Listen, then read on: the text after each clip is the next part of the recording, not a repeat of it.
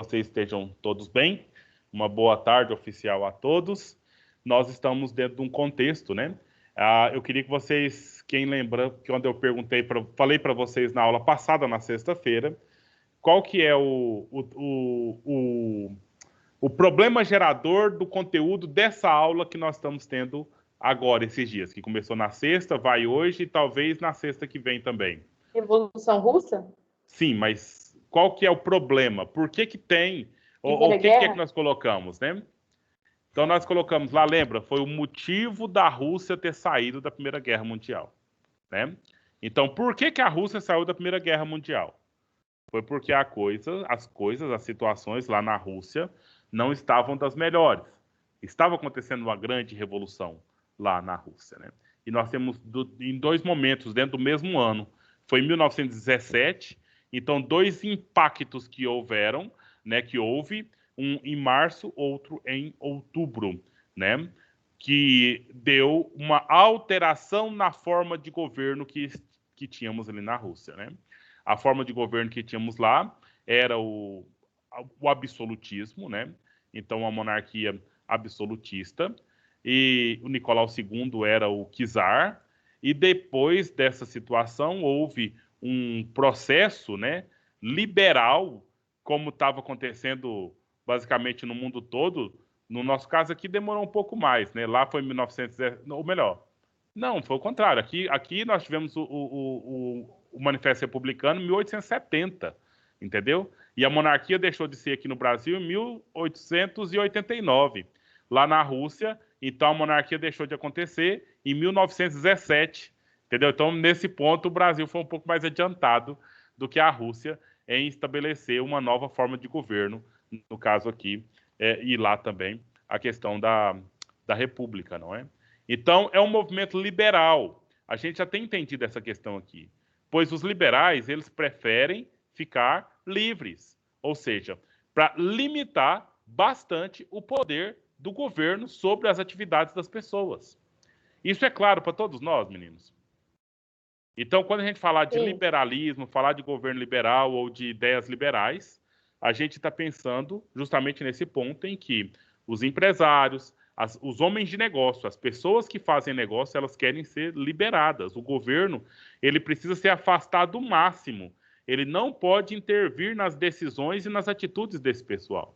Agora, mas esse pessoal precisa do governo. Esse pessoal preza muito pelo governo. Em que sentido? No sentido do governo proteger a propriedade privada. O governo, ele tem como obrigação a proteção da propriedade privada. Isso é em que contexto, meninos? No capitalismo propriamente dito. Por que, professor, você está falando de capitalismo agora?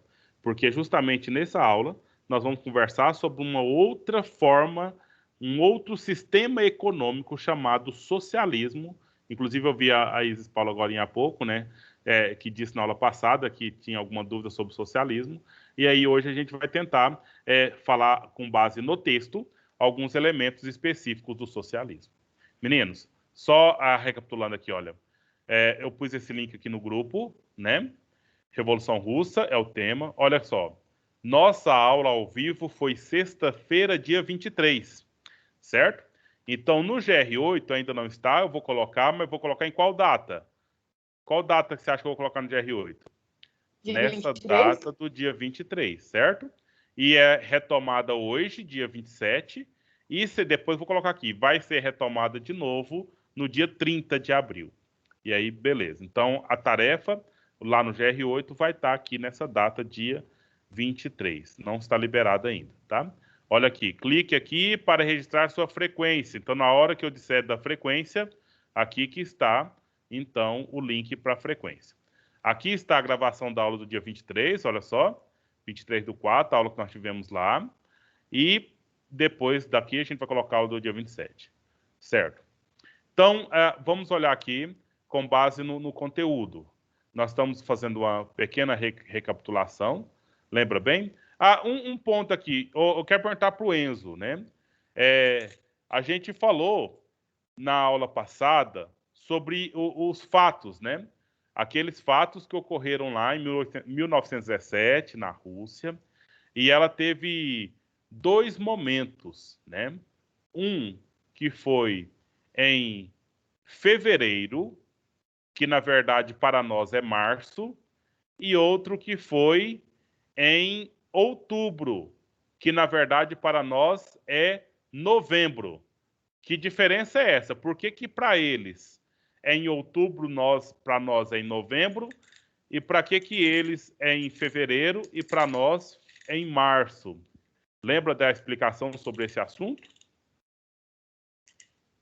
Sim. Eu lembro um pouco. Qual que é a diferença do calendário de lá com o calendário de cá? Era um calendário do sol e da lua. Falaram meio junto aí, eu não entendi. Um é calendário do sol e outro é da lua? É, o calendário lunar e o calendário solar, né? No Ocidente, que é o nosso caso, a gente segue o calendário solar e ele foi estabelecido por volta do ano 700 por um papa chamado Gregório, né? E esse papa, então, ele fez a divisão do nosso tempo e aí definiu os 365 dias aí para o nosso ano, né?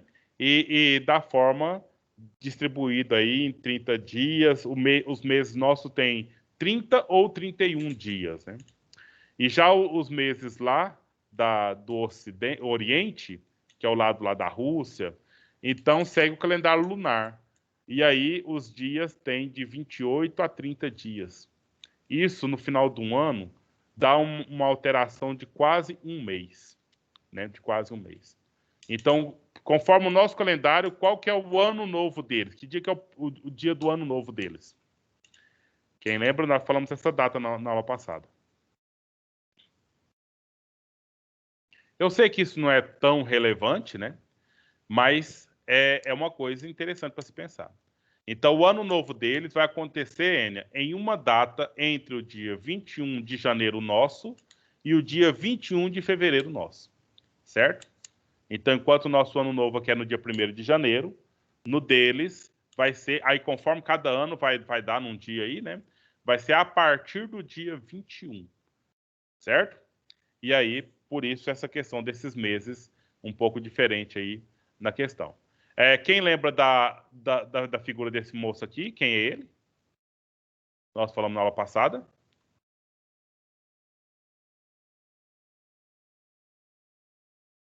Meninos e meninas. Lenin. Justamente. Esse moço aqui é o Vladimir. Lenin é o sobrenome que mais fica famoso, claro, né? Lenin. Ele foi o primeiro presidente, olha aqui, do Partido Bolchevique e foi líder da União Soviética, certo? Então, ou seja, na mudança de governo, do tipo de governo, então ele foi o líder aqui. Antes disso, né, tinha a Duma, né? Então, um governo provisório, que assim que derrubaram esse senhor aqui, esse moço aqui, que era o czar, né, o Nicolau II, então o governo foi de uma Duma.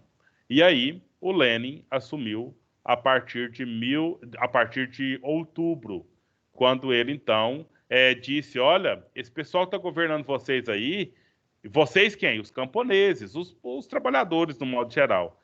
Eles são liberais. Eles estão querendo que vocês continuem sendo pobres. Eles querem que vocês continuem sendo os empregados, né? Então vamos pensar uma outra forma, porque não adianta nada vocês, numa vida miserável, sofrida, enquanto o rei tem o poder absoluto, aí troca o governo e vocês continuam tendo a mesma vida, nós temos que mudar esse sistema, mudar essa organização. E aí, então, nós temos a manifestação dessas ideias socialistas, que então tem como sua. Tem ali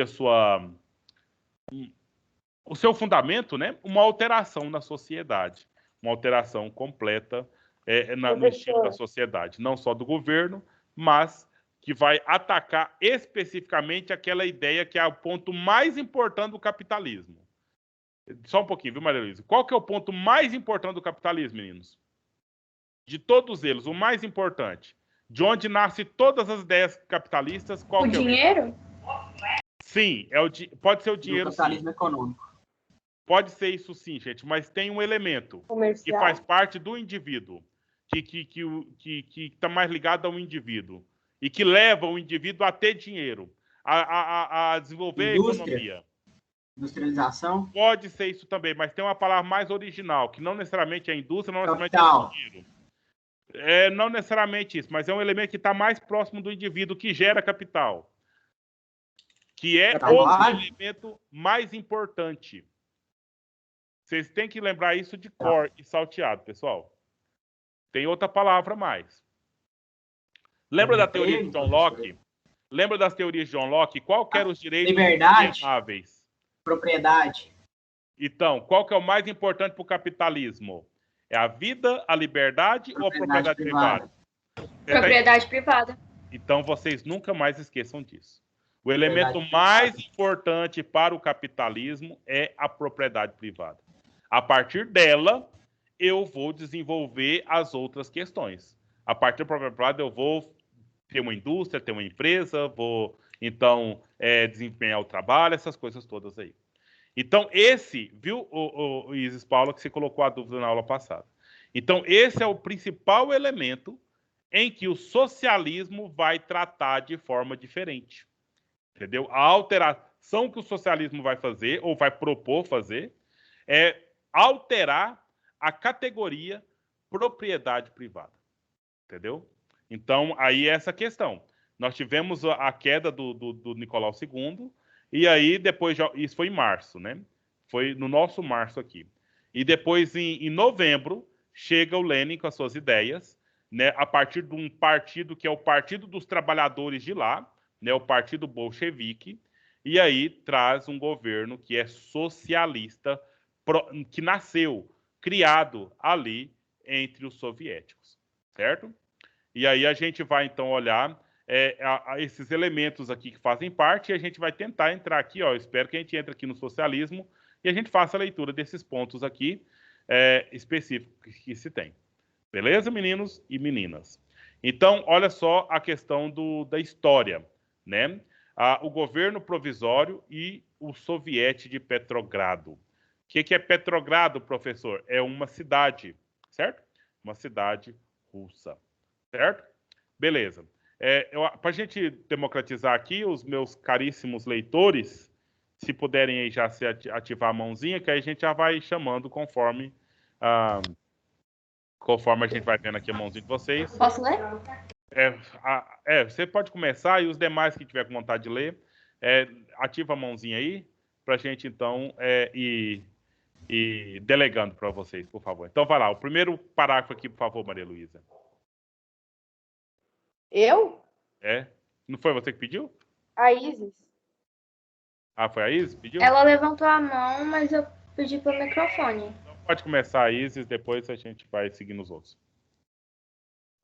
O governo provisório iniciou de imediato diversas reformas liberalizantes, inclusive a abolição da corporação policial e sua substituição por uma milícia popular.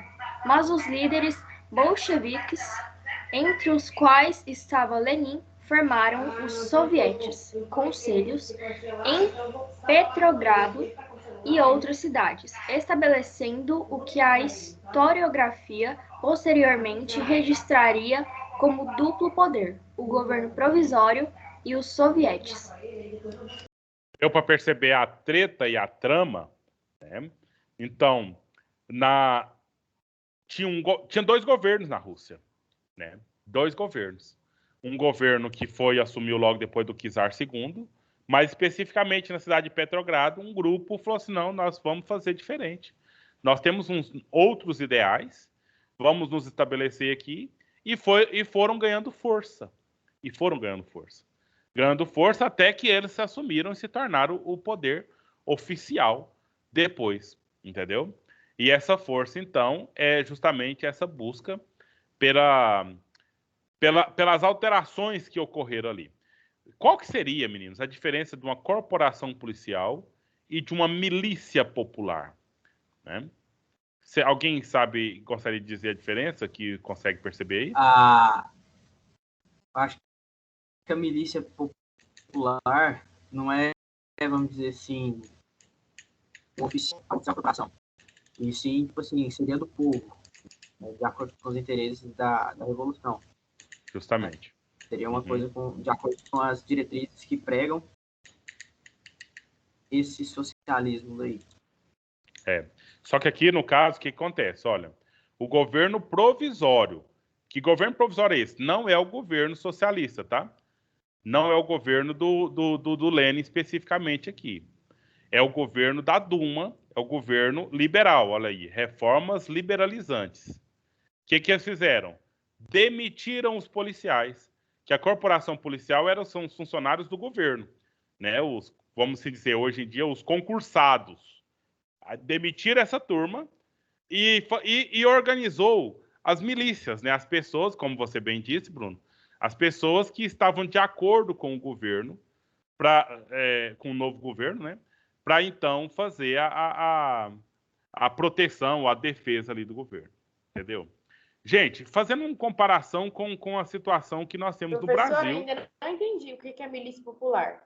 É meio que quem estava a favor da Revolução Russa entrar no poder? Sim. Na verdade, nós temos dois pontos da Revolução Russa. Isso já está claro para você, Maria Luísa? Qual que é o primeiro ponto da Revolução Russa? Derrubar o czar, que era absolutista, e passar a ter um governo liberal. Monarquia, né? É deixar de ser monarquia e passar a ser um governo liberal. Primeiro momento. Segundo momento, derrubar esse governo liberal e entrar o governo socialista. Certo? Isso é claro para todo mundo, né, meninos? Então, o governo liberal estava governando e ele demitiu os policiais, acabou com as corporações policiais. E quem começou, então, a fazer o trabalho de defesa? Os milicianos. Quem são esses milicianos? São os voluntários que estavam de acordo com as ideias, no caso, ainda, do governo liberal. Entendeu, gente? Ficou claro ou não, meninos? Eu consegui entender, professor. Obrigado. Beleza. Mas eu queria que vocês fizessem uma comparação. Pensa bem, nós temos aqui o que aconteceu na nossa história do governo do Brasil. Nós tivemos um governo do PT, né, do Partido dos Trabalhadores. Esse governo, ele caiu, né, caiu na questão do impeachment de 2016. Começou o governo do Michel Temer. E na campanha presidencial do Bolsonaro, né, qual que foi o nome que davam para ele? Qual que foi o apelido que chamavam ele? Isso em 2018.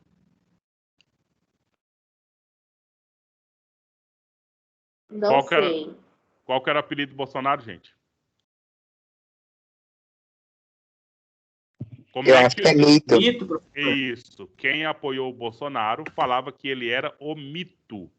Por que mito? Porque, então, esses apoiadores do Bolsonaro diziam que o governo PT, dos 10 anos que foi governo, né? Então, dos 12 anos, sei lá. E aí, foi ruim para o país, então estava chegando um mito que ia resolver os nossos problemas, né? E aí ele foi eleito, e aí você sabe esse símbolozinho, né, que é feito, entendeu? Então, ele fala que foi a campanha mais barata do Brasil, porque ele não teve que gastar dinheiro, as pessoas que apoiavam ele fizeram campanha por conta própria, aquela coisa toda. E você sabe muito bem a ideia da liberalização do armamento que estava na campanha dele.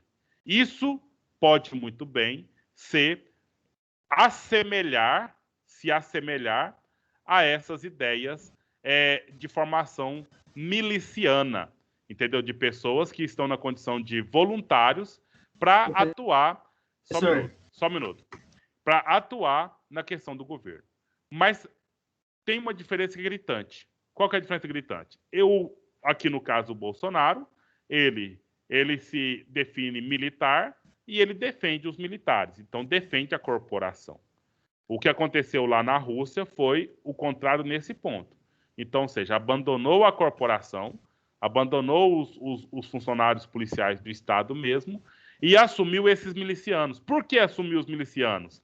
Porque os milicianos seriam muito mais, eles defenderiam muito mais o governo do que os próprios funcionários do antigo governo. Eu queria entender esse ponto, né? Porque as corporações de policiais, eles eram funcionários do governo desde o Nicolau II. E agora nós temos um governo liberal que derrubou Nicolau II, então esses policiais não seriam de confiança do novo governo. Mais de confiança do novo governo seriam aqueles apoiadores do novo governo. Então, por isso, de alguma forma, então houve essa substituição. Agora faz sentido. Entendeu, Bruno? Professor, a ideia do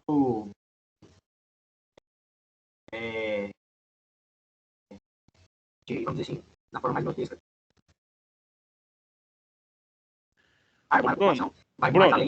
Bruno, deixa eu falar uma coisa. Só um minuto. Bruno, nessa questão, deixa eu te falar aqui. Tomou aí. Não tá vindo, Bruno. O seu áudio tá querendo. Eu tava pensando sobre o seu caso. Você participa, é bom você participar.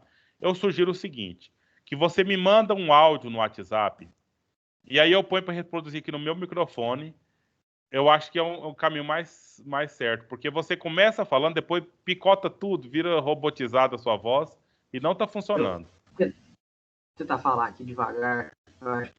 Não, mas o problema não é o jeito.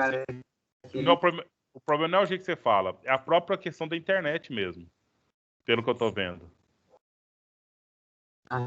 Sim. Eu sugiro, manda um áudio pro meu WhatsApp. Vamos fazer esse teste? Aí eu ponho aqui para reproduzir aqui no microfone. Ok. Vamos tentar dessa forma, eu acho que pode dar certo.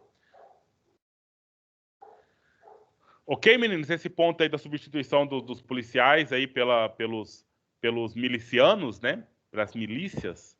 O pessoal fala muito que as milícias têm um nome pejorativo, né? Assim, no sentido de que são pessoas malvadas, pessoas oportunistas, né? E pode ter alguma coisa nesse sentido mesmo, né? De que eu vou defender aquele que eu quero, né? Aquele governo que de fato me representa, né? Aí, nesse sentido, nós temos dessa forma aí, certo? Mas aí, o que acontece? Tem um governo central, lá em Petersburgo, né? Capital da Rússia.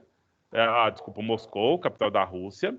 E em Petrogrado, nós temos aqui um novo grupo. Agora seria a segunda fase, entendeu? O grupo dos socialistas. O avanço dos socialistas, que era contra os liberais. Aí aquela questão que eu quero que vocês entendam, aquele segundo momento da Revolução Russa. Ou a segunda fase, ou segunda molde da Revolução Russa. Então, beleza. O próximo aí, eu tô guardando o áudio do Bruno. O próximo aí, então, é a Maria Luísa. Por favor, o segundo parágrafo. Certo. Lenin, né?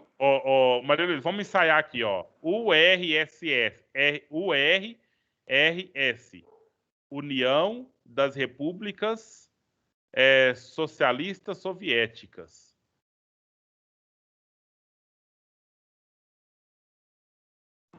Tá. Professor, o senhor pode repetir de novo? Para mim travou. União das Repúblicas Socialistas Soviéticas. Ah, tá. Professor, eu entrei pelo celular aqui, agora creio eu que não vai travar. Professor. Certo.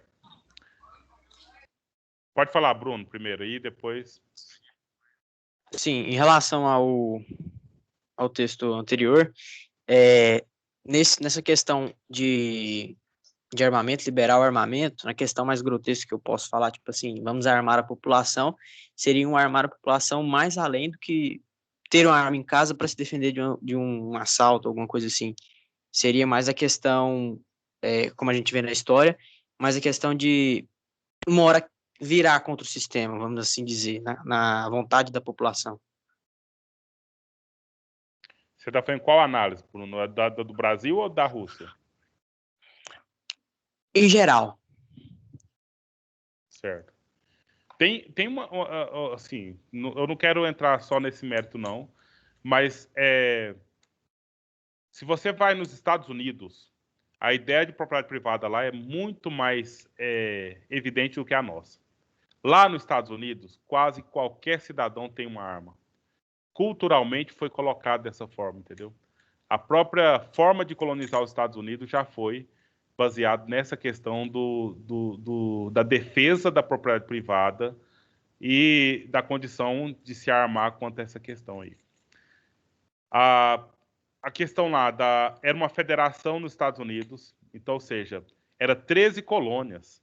Mesmo antes, enquanto os Estados Unidos era da Inglaterra, aí era totalmente dividido, sabe? Um país que, se for ver o território, é menor que o Brasil e, na verdade, tinha 13 fragmentos ali muito bem definidos. Então, ou seja, a ideia de guerra deles, a ideia de proteger ali a condição deles ali, é muito mais evidente que a nossa. Entendeu? Então, na nossa história, olha o tamanho do Brasil, e o Brasil toda a vida foi um país unificado, né? Teve as tentativas lá, a Confederação do Equador separar o Nordeste, lá no Sul, a tentativa ali, Farroupilhas, tentativa de separar o Sul, enfim, algumas tentativas houve, mas o Brasil sempre foi único. E não tem na ideia do brasileiro essa necessidade de estar sempre preparado para alguém que está invadindo a nossa casa para a gente defender. Talvez a gente poderia até fazer uma enquete aqui entre nós. Quantos de nós aqui tem medo de alguém entrar na sua casa, invadir aí e tomar suas coisas? É claro que não tem medo de ladrão, todo mundo tem medo de ladrão, todo mundo tranca as portas, né? Mas esse medo parece que lá nos Estados Unidos é muito mais evidente do que por aqui. E aí, conforme isso, parece que tem mais sentido, né? Pelo menos historicamente falando. Eu não estou falando que tem mais sentido ter arma lá ou não, mas conforme culturalmente criado, lá tem muito mais sentido as pessoas terem arma e quererem arma do que aqui a gente ter arma ou querer arma, né? Então, eu fico pensando nessa questão aí, porque sim, ao que diga... Ao que o senhor diga, tipo assim, a questão histórica claramente tem uma forte, digamos assim, motivos para ter essa liberdade, né? Agora, aqui no Brasil, até fazendo como se fosse uma comparação, vamos assim dizer, não é exatamente comparação, mas caso o povo russo dessa época aí tivesse essa capacidade, tivesse essa disponibilidade de defender os seus direitos, defender as suas ideias, o povo em si, o senhor, não querendo tomar para um lado assim, a favor ou não, mas o senhor acha, tipo assim, correto, coerente? Nós temos dois povos aí, Bruno. Aí eu acho que eu precisava de entender melhor sua Sim, questão aí. É bom deixar claro isso. Nós temos um povo aí, que é o povo, os trabalhadores, os camponeses, os pobres. Nós temos os liberais, né? E aí, o que acontece? Com o apoio dos pobres, os liberais assumiu o governo. Só que os liberais não deram nenhum tipo de sinalização de que alteraria a vida dos pobres para melhor, dos trabalhadores para melhor. Sim. Aí, caso tenha essa situação, né, a gente sabe que quem está no poder não quer sair. E tendo essa questão, aí caso o povo tivesse essa disponibilidade, o senhor acharia certo? Quem que é o povo, Bruno? Porque se for pensar noutra questão aí, vamos dizer assim, quem é que teria condição de estar armado entre esses dois grupos aí? Seriam os liberais ou seriam os trabalhadores? Eu acho que seriam os liberais, mas vamos supor, supondo. Isso é fato, né? Isso é fato. Então, esses milicianos... Tem que não tem condições, né? Muita gente não tem condições de ter um armamento em casa, né? Hoje em dia é caro demais a conta. Em condições de muitos sentidos, né? Tanto na questão de comprar, quanto na própria questão psicológica e outras coisas mais nesse sentido aí. De segurança, etc. Então, ou seja, esses milicianos, essa turma dos liberais, já estavam armados justamente para defender o governo liberal. O novo governo liberal. E teve massacres. né? E teve situações aí que foram terríveis ali, né? Agora, por exemplo, qual que é o governo correto?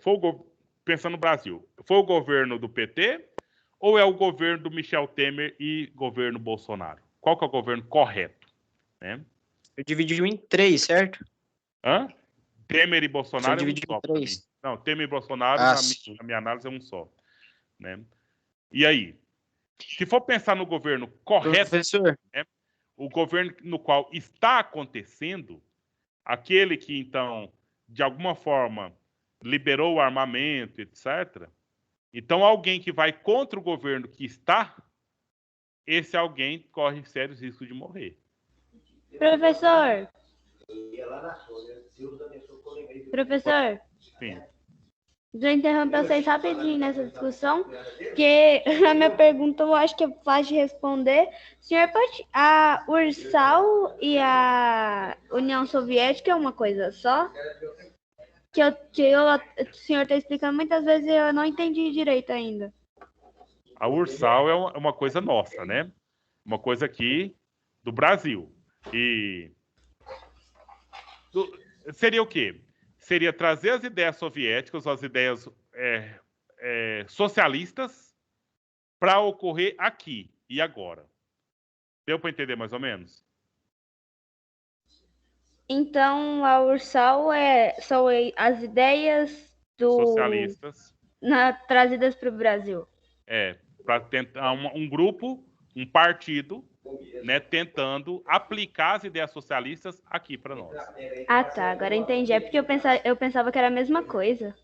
Mas, de alguma forma, só que nós estamos em momentos históricos bem diferentes, né?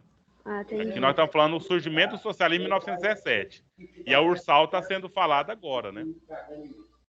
Somos a URSAL. Eu lembro de um candidato que falava dessa questão aí, né? Do presidente. Mas, gente, para dar encaminhamento aqui, é essa questão do que os governos eles se organizam para se manter no governo. O Bruno acabou de falar essa frase aqui agora. Os governos se organizam para se manter no poder, né?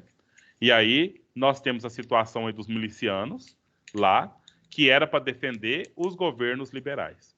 E para o governo continuar liberal no governo, às vezes eles iam ter que atacar quem? No caso.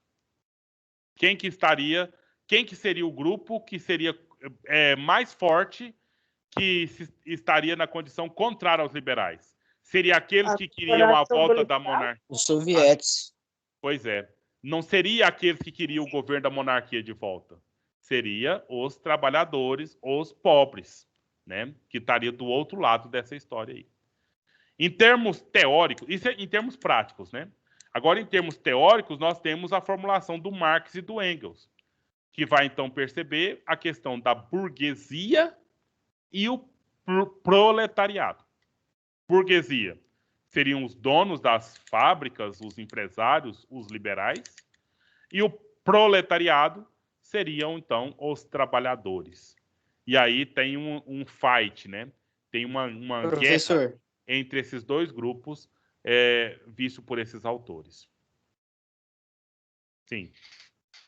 No caso, se a gente for medir essa pirâmide social aí, seria o proletariado do lado dos bolcheviques, no caso os soviéticos, em prol de uma nova forma de governo, seria o socialismo, aplicar essa forma de governo, com as suas ideias e com seus métodos, contra esse governo Duma, né, que seria esse governo provisório. Sim. Eu só não sei quem estava na liderança desse governo, então, se eu falar aqui, eu vou estar errado. Mas, tipo assim, eles queriam derrubar esse governo provisório. Sim.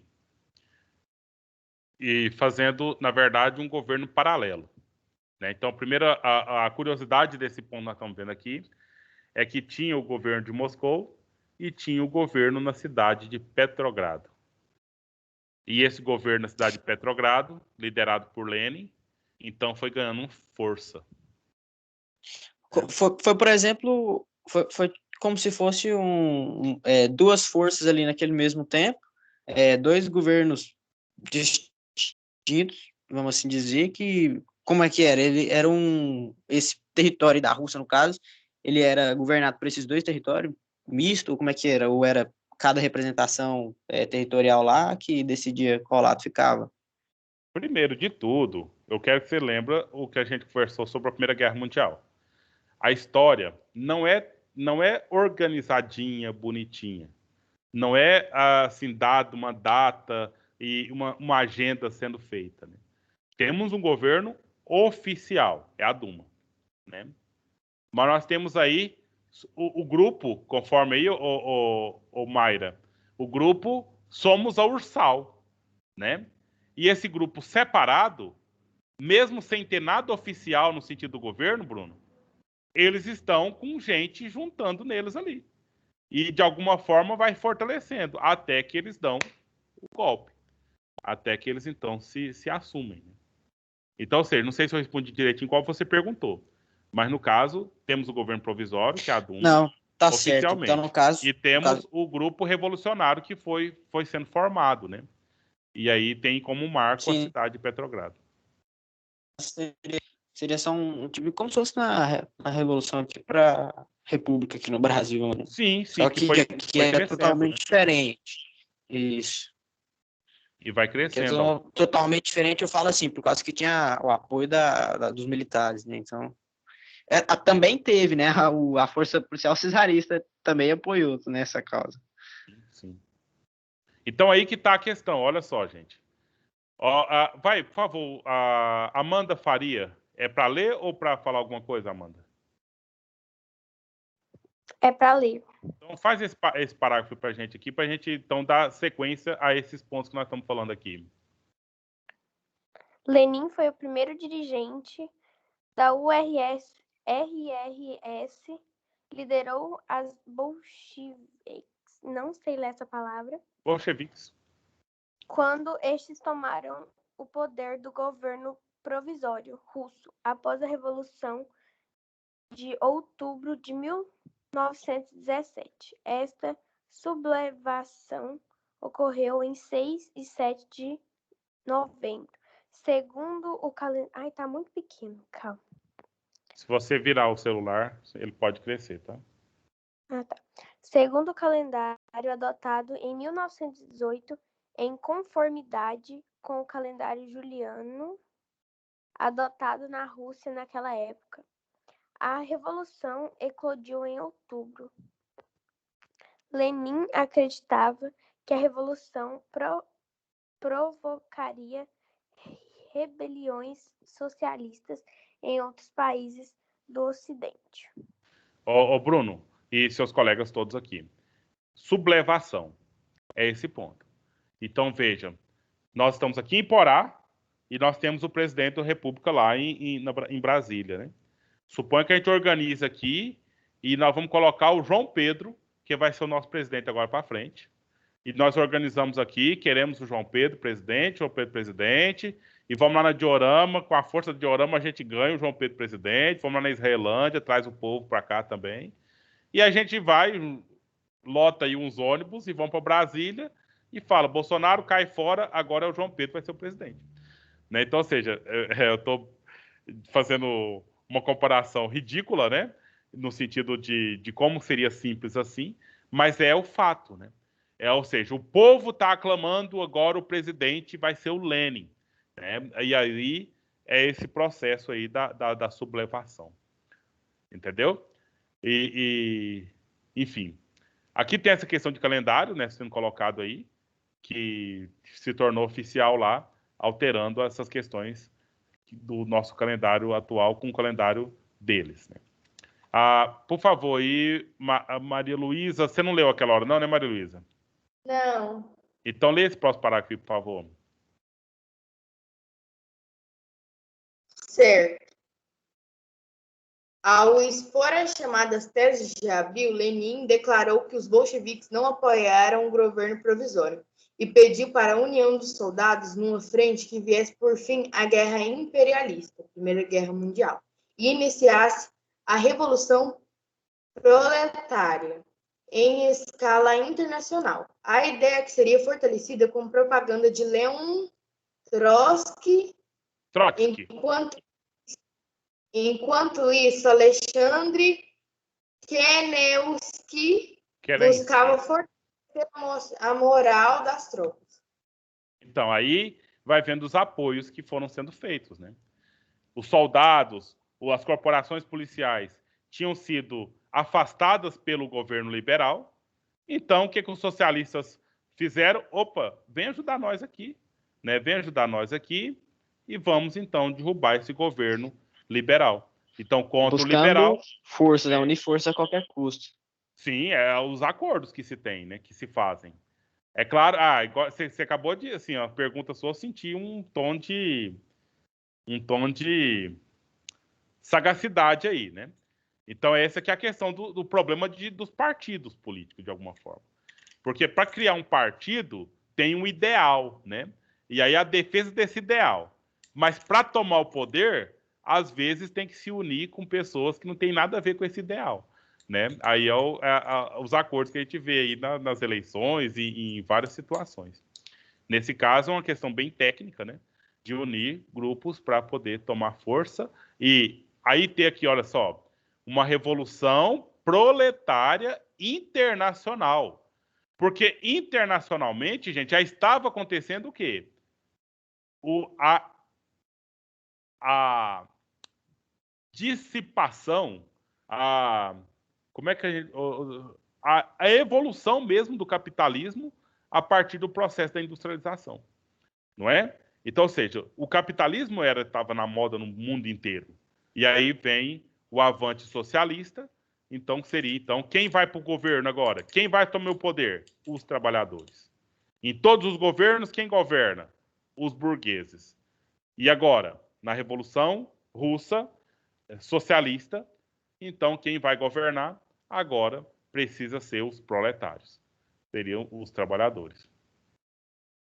E aí, olha, tem um congresso, né? Realizado dia 16 de junho, e criou-se um órgão central para a organização desses sovietes, o Comitê Executivo Central. Organizou lá em Petrogrado, né, uma enorme manifestação e demonstrar a sua força para a luta. E a partir daí, então, nós temos, então, por vários anos, um governo do tipo socialista lá na Rússia. Certo? Agora, seria, então, a gente sai desse lance da política, agora entra no lance da sociologia, né? Do sentido da gente tentar entender, ou tentar explicar aqui, o que seria esse proletariado mesmo. Aqui, vamos ver se vocês conhecem ou lembram depois o rostinho dessas pessoas aqui, olha só. Esse aqui, quem sabe o nome dele? O barbudo primeiro. Karl Marx. Então, justamente, esse aqui, esse negócio era para funcionar e não está funcionando. Bom, esse aqui é o Karl Marx. Ao lado do Karl Marx é o Friedrich Engels. Ao lado dele está o Lenin. E aqui está o Trotsky. Depois o Stalin. Ah, não é o Stalin, não. Tá esse certo. É o Trotsky. O Stalin vem depois. Né? No caso, isso aí se dava só a questão da revolução. Das ideias, né? Aqui Okay. O que teorizou, esses caras aqui, os que teorizaram a Revolução Russa, né? Ou deram ideias para ela. Claro, o Marx estava lá na Rússia? Não, nem passou perto. O Marx já estava muito morto e muito bem enterrado. Entendeu? Um ponto que eu acho engraçado é isso, né? O Marx já estava morto e muito bem enterrado, e a Revolução Russa aconteceu, o socialismo aconteceu lá, e tem gente que fala que o socialismo quem criou foi o Marx. Entendeu? Então, esse é um ponto que eu queria que vocês não levassem essa ignorância para frente. Sim. Tipo assim, é importante destacar que, às vezes, né, eu acho que eu tenho certeza que algum desses, vamos dizer assim, dessa forma de governo não ia com as ideias dele, né? No caso, muito deram a entender que se deu errado foi por causa, Karl Marx, essas ideias aí são totalmente erradas. Às vezes não foram aplicadas da forma que ele pensava, né? Eu só tenho certeza, Bruno. Eu tenho certeza que que, na verdade, o socialismo não aconteceu de verdade. Porque o que acontece, meninos? O Karl Marx fazia críticas. No ensino médio, nós vamos estudar sobre esse autor com mais cuidado, tá? Mas ele fazia críticas às instituições que tiram as liberdades das pessoas. Por que ele fazia essa crítica? Deixa eu tentar explicar o máximo que der aqui. Porque é o seguinte, ele disse, desde a história da humanidade existe uma luta de classes. Quais são as classes que estão lutando? Os ricos contra os pobres. E quem ganha nessa luta? Sempre.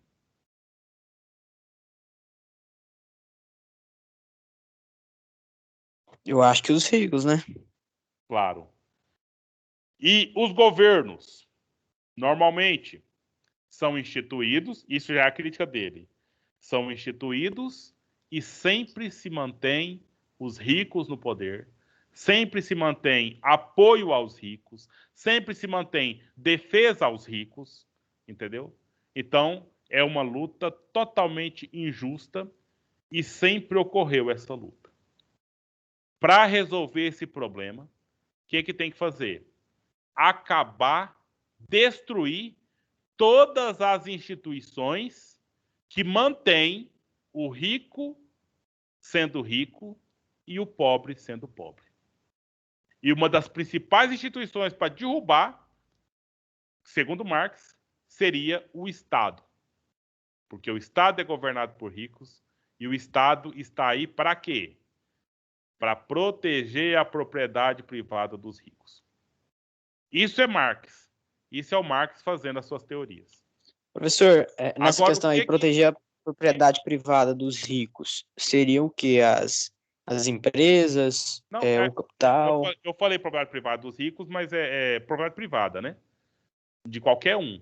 Propriedade privada, tudo que é privado. Imóveis, móveis e tudo mais. Mas por que eu falei propriedade privada dos ricos? Porque o pobre normalmente não tem propriedade, né? Realmente. Normalmente ele não tem nada, ele mora de aluguel, ele, sabe, enfim, esses pontos todos aí. E aí, nesse sentido, o que foi o erro? O primeiro erro da Rússia, quando disse que era socialista, e na verdade não foi bem como Marx queria. A propriedade privada, que era de cada um, passou a ser de quem? Do Estado. Entendeu? No plano de governo, viu, Marilene? Nós falamos na aula passada, tem um plano de controle dos gastos. O governo manda o que você vai comprar e manda como que você vai, então, consumir as coisas. Isso é, o governo continua mandando. Na teoria original de Marx, o governo não poderia mandar. Na verdade, nem teria que ter governo. Teria que ter uma assembleia de trabalhadores que tomaria as decisões, como que vai ser, entendeu? Como que vai levar a vida. Professor, aí é nessa questão que tipo assim, só uma observação.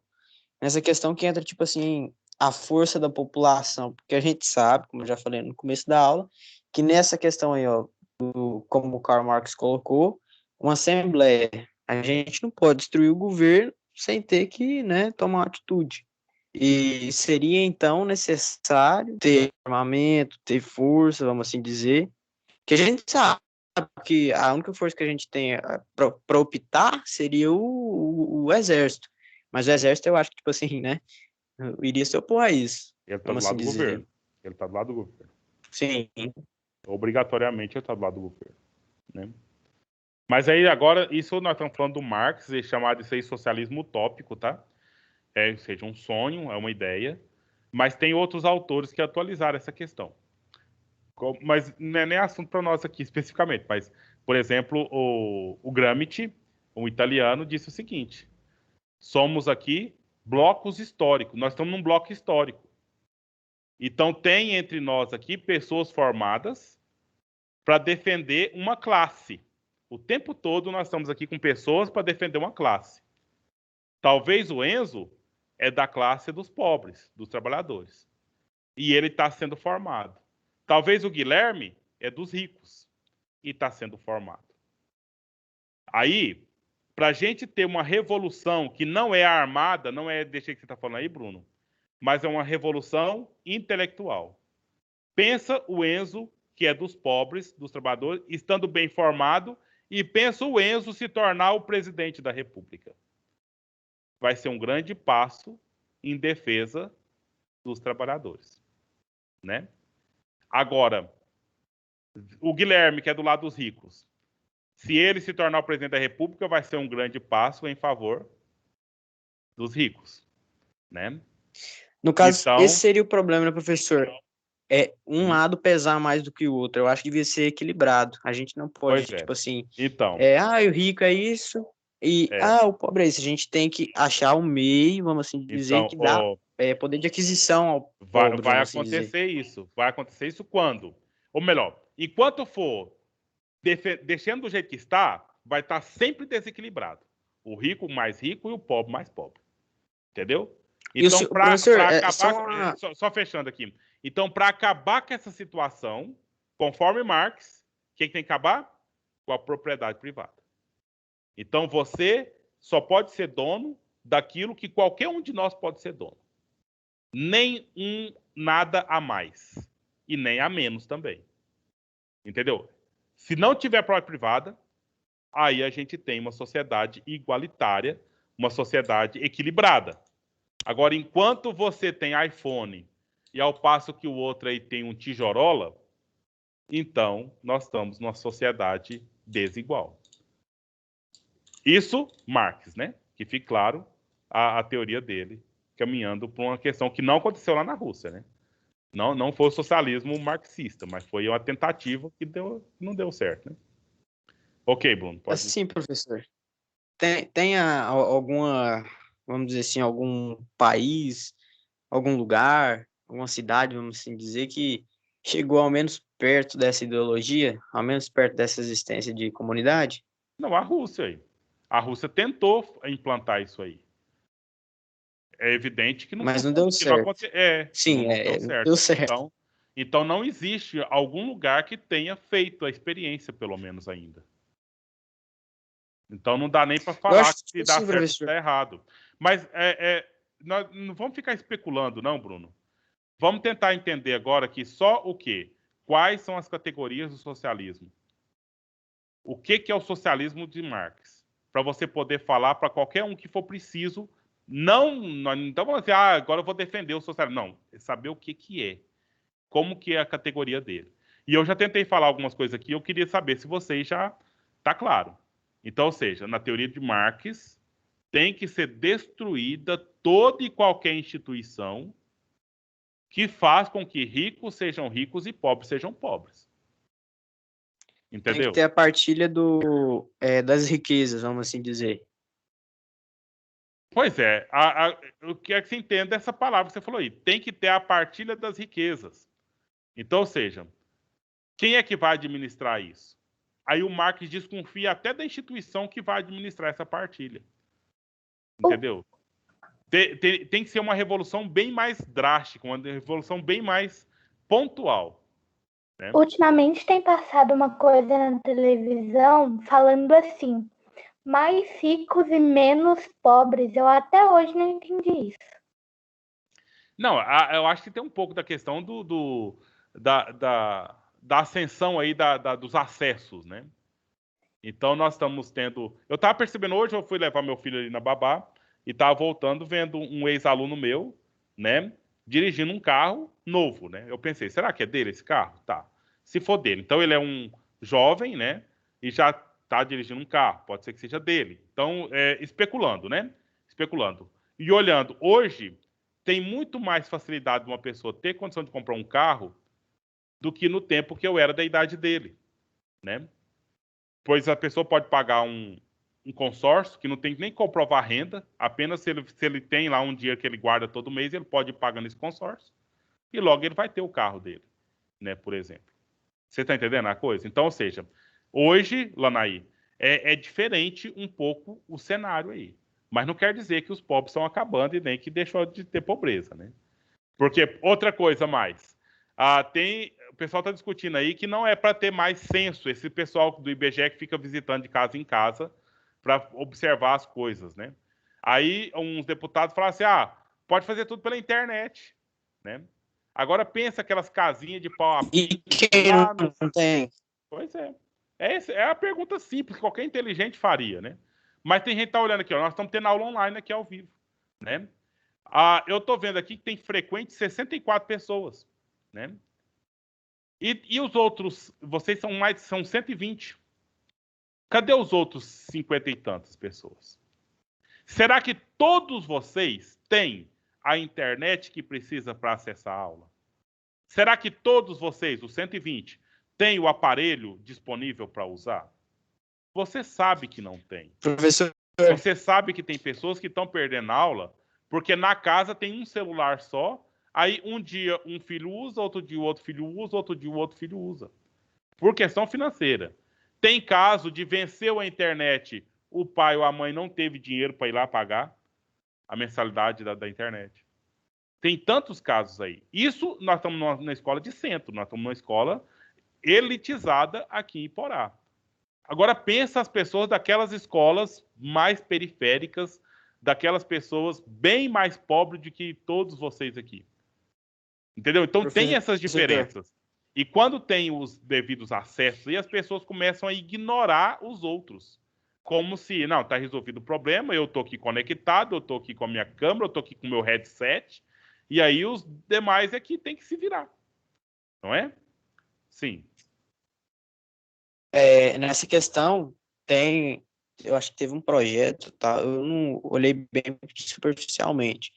Caso eu tivesse levantando vamos dizer assim, mais oposto, eu peço desculpa, mas eu estava vendo uma pesquisa e o governo, né, eu acho que um projeto de um deputado, claramente, propondo a liberação de internet grátis, ou realmente a internet, ou não sei se tinha alguma disponibilização de algum aparelho, celular, sei lá, alguma coisa assim, para os alunos atualmente ver a aula em EAD.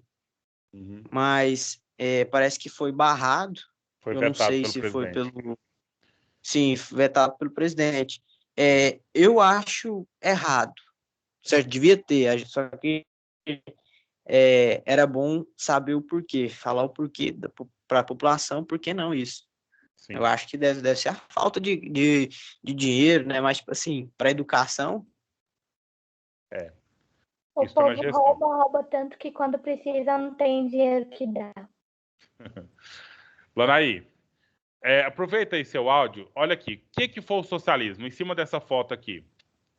O socialismo foi uma corrente de pensamento que se voltou para questões como a luta de classes, a mais-valia e as desigualdades entre o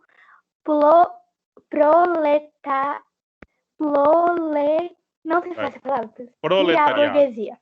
Sim. Então veja, luta de classes, ricos contra pobres, pobres contra ricos, mais-valia, exploração dos trabalhadores, exploração dos pobres, entendeu? Essa mais-valia, só rapidinho aqui, né? Então suponha que eu trabalho numa confecção, né? Costurando cueca, né? E aí tô lá na máquina. Você sabe que na confecção a gente trabalha por linha de montagem, não é? Então, ou seja, eu vou costurar só um lado, outra pessoa costura o outro e vai vup, rapidinho, e vai chegando o pano e o pessoal costurando, e a pessoa vai assim naquela coisa rápida mesmo, e aí tá chegando 6 horas da tarde, hora de ir embora, e tá aquele pilha de pano lá, o patrão fala, vamos trabalhar mais 5 minutos, gente, só mais 5 minutos.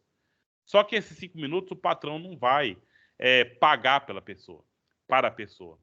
Ou mesmo que se paga para a pessoa uma hora extra, a quantidade que ele vai ganhar de lucro em cima disso é muito maior do que o valor que ele está pagando. Então, é quando ele explora a mão de obra mais do que aquilo que já foi contratado. Isso é a teoria que o Marx discute da mais-valia. E a própria situação de desigualdade, sempre trabalhador numa condição mais fraca do que a burguesia, que é o patrão. Entendeu? Para definir o socialismo, é justamente essa questão. Viu, o pessoal aí que falou da Ursal, a Mayra, né? Então é essa questão que está em evidência. É um partido que quer assumir o poder para não permitir que uma situação dessa continue acontecendo. Para acabar com a luta de classe, acabar com a mais-valia, acabar com a desigualdade. E aí, Bruno, não tem outra saída conforme Marx.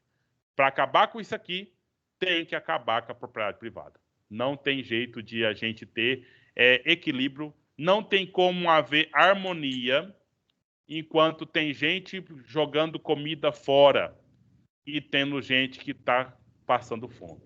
Não tem harmonia, não tem nada nesse sentido aí.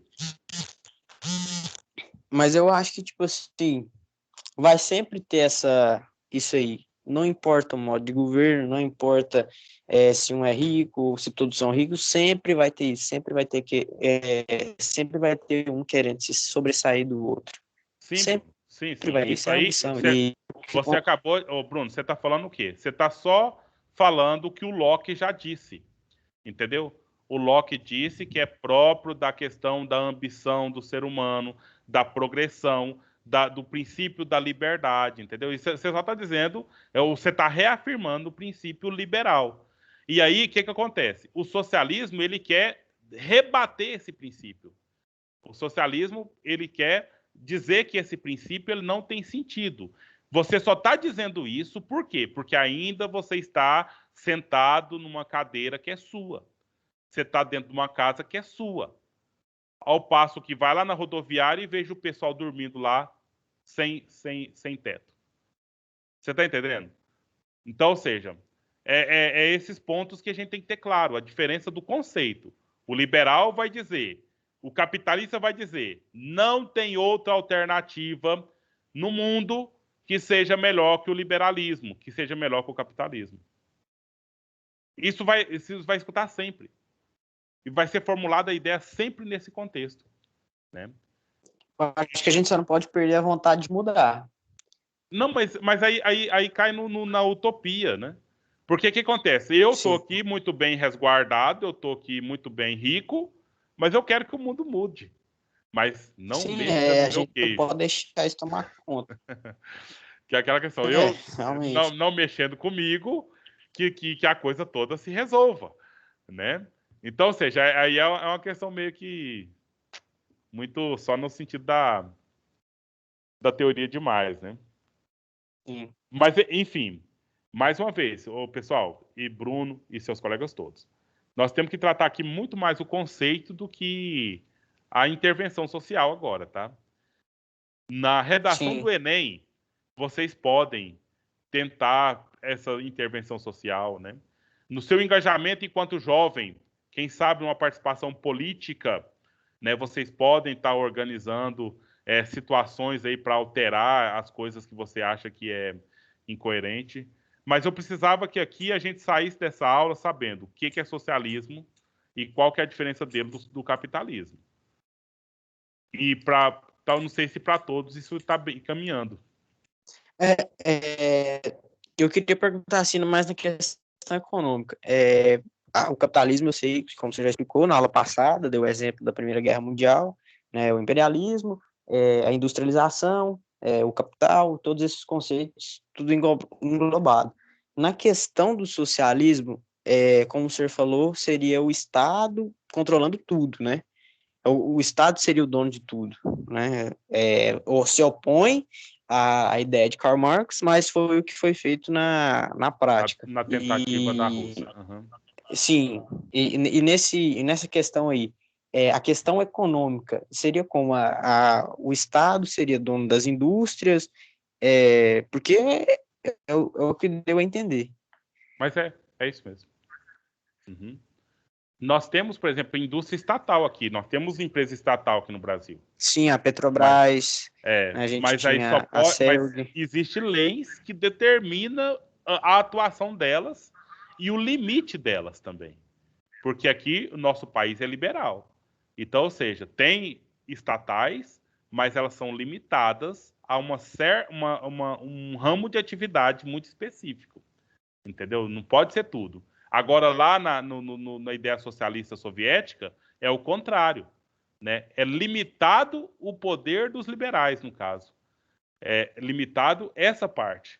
E o Estado tem o controle total de tudo quanto há. Só para você ter uma ideia, Isis Paula, teve uma Copa que a China é comunista, então, ou seja, é um nível talvez mais alto do que o socialismo. Foi para a final da Copa, né, e participou. E aí precisava de torcedores. Só que lá na China não tem turista. Não é essencial o pessoal simplesmente, vou comprar uma passagem, vou passear. Não. Mas precisava de ter torcedores lá na Copa, né? O que fez o governo? Contratou pessoas para ir lá representar os torcedores da China. Meu entendeu? Deus. Então eles foram como funcionários do Estado, eles não foram como autônomos, vou gastar um dinheirinho ali, não. Não, você vai, porque nós precisamos lá de torcedores, você vai representar. E da mesma forma seria isso. Maria Luísa, quer ser médica? Não, Maria Luísa, mas a gente está precisando agora de advogada. Então você, para servir a nação, você vai fazer direito, né? Aí o João Pedro quer ser engenheiro. Não, João Pedro, nós estamos precisando agora de alfaiate. Você vai aprender corte e costura para você fazer terno para gente. Entendeu? É mais ou menos um pouco nesse sentido, assim, da organização do Estado com base no socialismo do controle do Estado sobre a economia. Né? Eu acho que com todos a gente tem... Acho não, tenho certeza que com todos a gente tem as desvantagens e as vantagens de um modo de governo, ideologia, né? Então, a gente só tem que aprender, tipo assim, qual que é o melhor e tentar aplicar. É isso mesmo. Mesmo que seja mudando algumas diretrizes, vamos assim dizer. Mas não é o tentar aplicar, Bruno. Eu acho que aí você está, sinceramente, assim... Nós não estamos pegando isso aqui como sendo uma opção para a gente usar. Né? Que fique claro isso. Né? A nossa forma de Estado ela está muito bem definida aí. Nós estamos num exercício intelectual agora mesmo, um exercício de análise. Agora, se você está buscando um engajamento político, uma participação aí no nosso governo, aí é interessante pensar o que você acabou de pensar aí.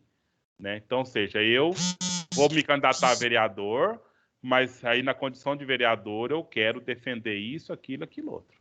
E eu vou fazer de tudo enquanto eu estiver na Câmara para mim poder trazer essas ideias. Entendeu? Aí você já está tendo uma alteração possível aí nesse processo. Então, eu acabei de falar que está tudo organizado, mas também nós estamos aqui formando Professor, pessoas chamada. de atuação. No lugar dela lá, você sabe onde tá, não? Tem como você mandar Professora, o link do Tá lá no grupo do nono ano. Vai ter palavra-chave? Eu não. Não. Acho que não, Lanaí. Sim, vamos encaminhar para o final. E, Bruno, você quer dizer e para a gente seguir?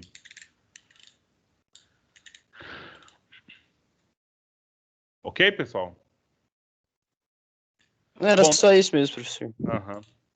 Então, nós vamos, na sexta-feira, ainda continuar falando aqui, olha, tentando esclarecer um pouco melhor essa questão da burguesia contra o proletariado, a questão do que está dentro da ideia do Marx, entendeu? E do Engels, que os dois fizeram aí. Olha essa frase aqui.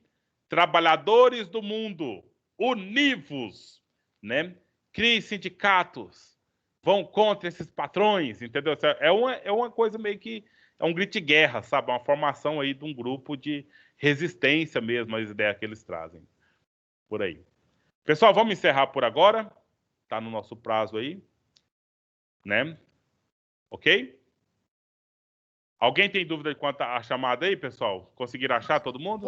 Eu achei lá no blog. Certo. Eu já fiz, já. Ok, então até sexta-feira, se Deus quiser. Tchau, professor. Até, professor. Boa tarde. Aí a atividade, gente, vamos deixar só para lá, tá? Sexta-feira que eu vou liberar essa atividade. Beleza? Beleza.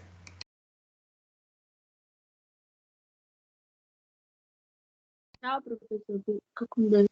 Amém. Tá bom.